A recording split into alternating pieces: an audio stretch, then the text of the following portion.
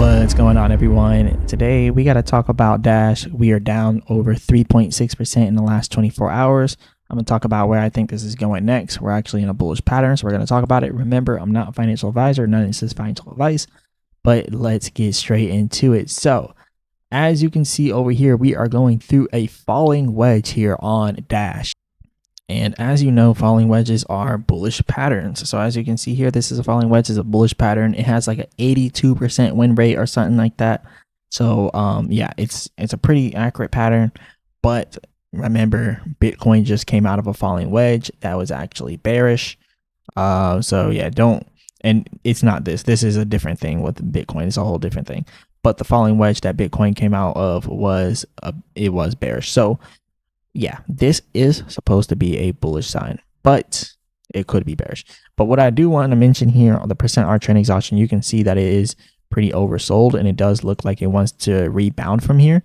So there's a possible rebound in the making right now for Dash. We're seeing more buying volume, more buying pressure coming in on the MACD here. The MACD seems like it's recovering, and a lot of buying pressure coming through. All it has to do is break this level up here at $70. If we break $70, then we're going to see Dash heading up here towards $100 and then eventually up here towards $125.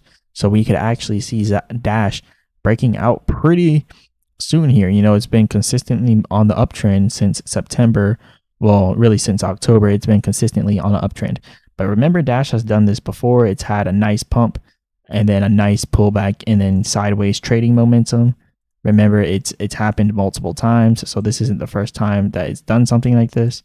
It actually does it over and over and over again. So definitely be cautious. This might be the peak of this run for Dash, right?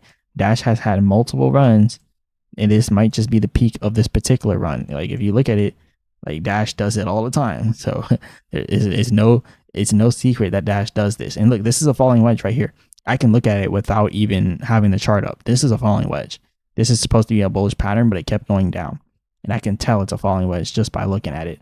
So unfortunately, guys, even though it looks like we have a bullish pattern, anything could happen. Like I said, you can never be too sure with this stuff.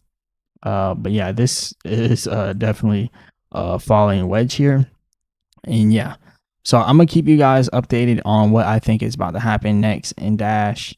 Obviously, definitely go ahead and do your own research and all that good stuff.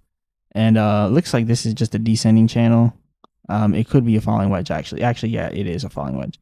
So yeah, this is indeed a falling wedge. And you can see it broke down to the downside when it should have broke to the upside. And Dash has done this before multiple times, guys. So just kind of want to warn you, even though it looks bullish, it actually looks very bullish because we're oversold here. We have a lot of buying pressure building up right here.